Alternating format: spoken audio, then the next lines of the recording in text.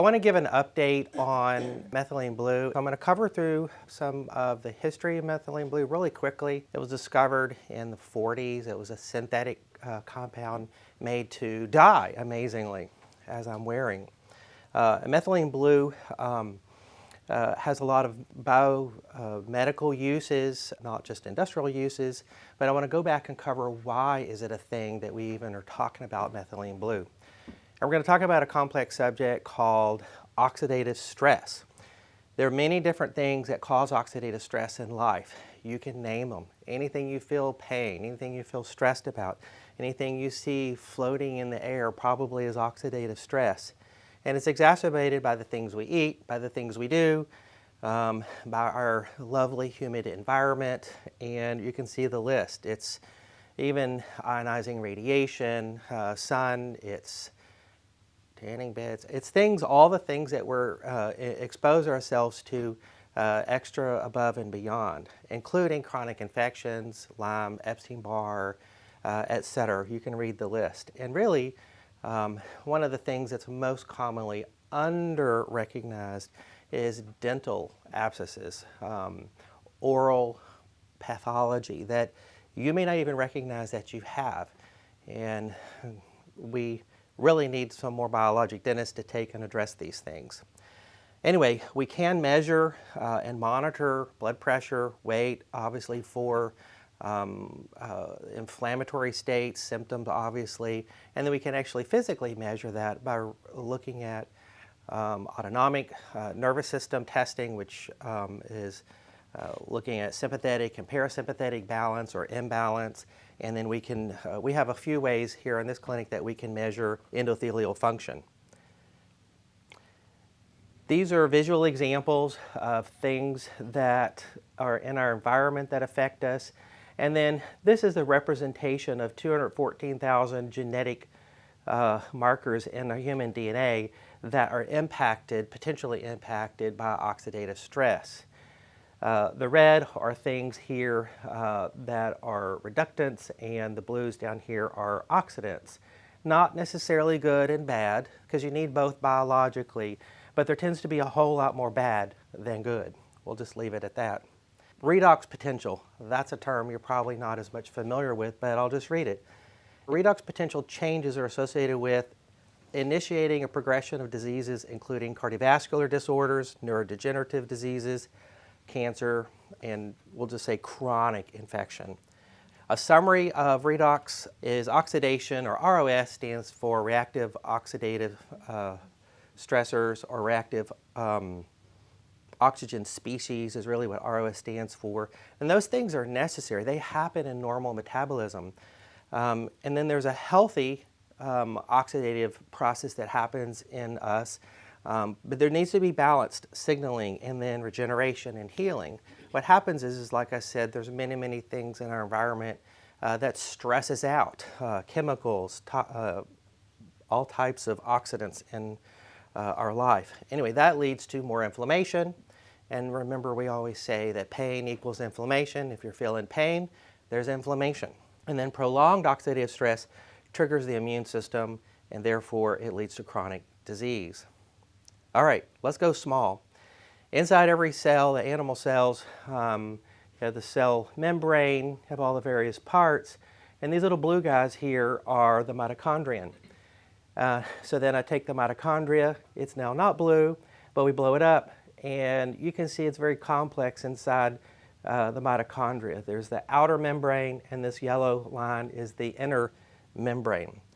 So we go even smaller, and this is where cellular energy is made in the form of little packets called ATP. And you can see this is representative of the outer membrane and then the inner membrane. So going way back to cellular physiology, in metabolism or in the production, the end product of ATP, we have 5 different complexes that are embedded in the inner membrane. As you can see, there's a lot of plus signs here and a lot of negative signs here. There's like a battery. This is like an environment outside and inside the inner membrane that's regulated by all these various complexes.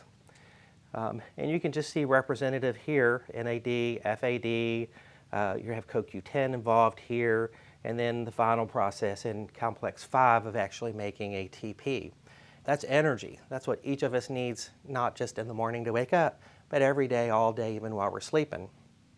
In the process of making energy, we get these ROSs. This is reactive oxygen species. Too many of those or an imbalance of those leads to cytokine storms, we all know that term now, inflammation, and other mediators, and eventually not just neurodegeneration, that's one example, but physical and chronic inflammation like chronic infections that we can't clear well.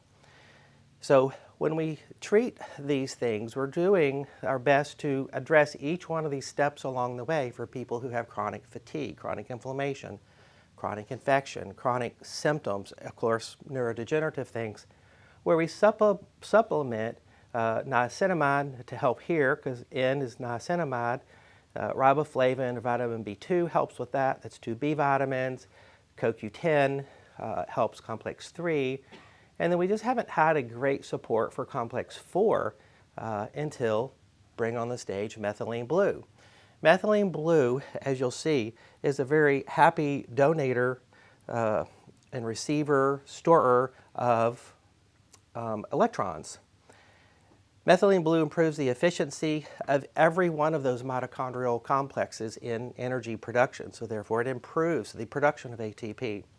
It helps with reducing that down at the bottom, the reactive oxygen species. It neutralizes those. It reduces inflammation of those.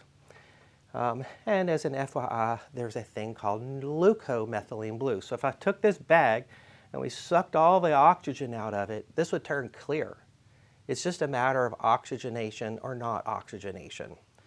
Very interesting. And actually the clear form of this is what actually works to do the reduction of the oxidized states in the body. It's a buffer. And the cool thing about methylene blue is it easily goes back and forth between clear and blue, clear and blue. And I don't have a demo, but you can YouTube that real easily and see it. It's kind of interesting.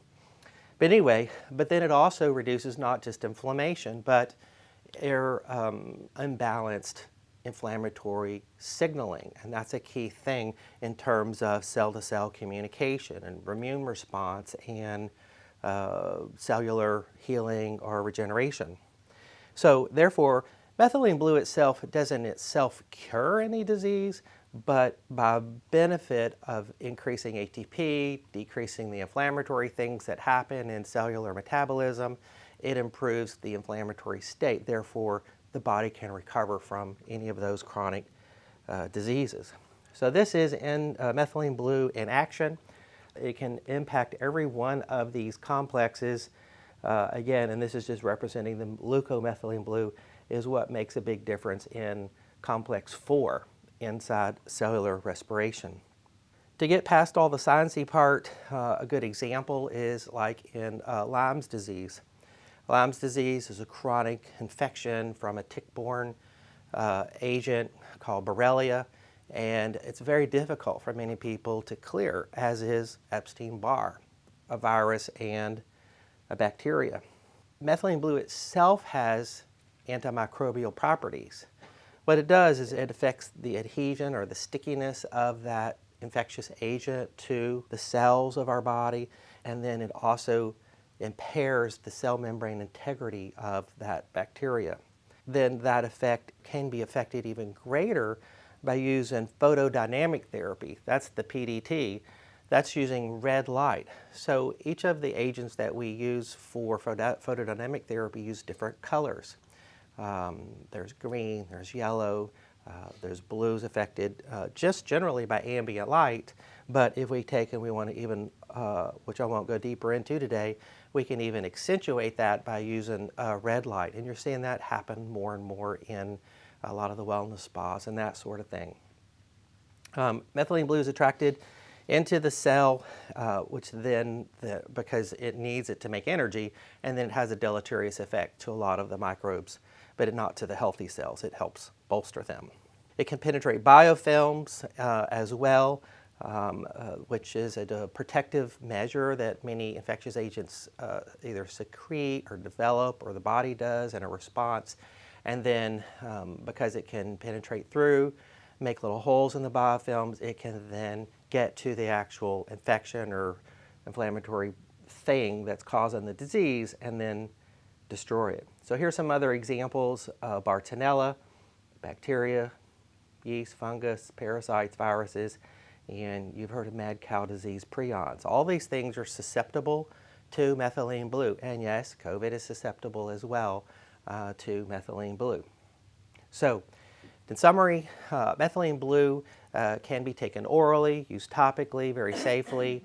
There are some contraindications. And the two that I'll cover real quickly is you don't want to be on SSRIs, SNRIs, and then a relative contraindication is Adderall or some of the stimulants. Those meds you don't want to be taken, most especially because of serotonin syndrome with methylene blue co-administration.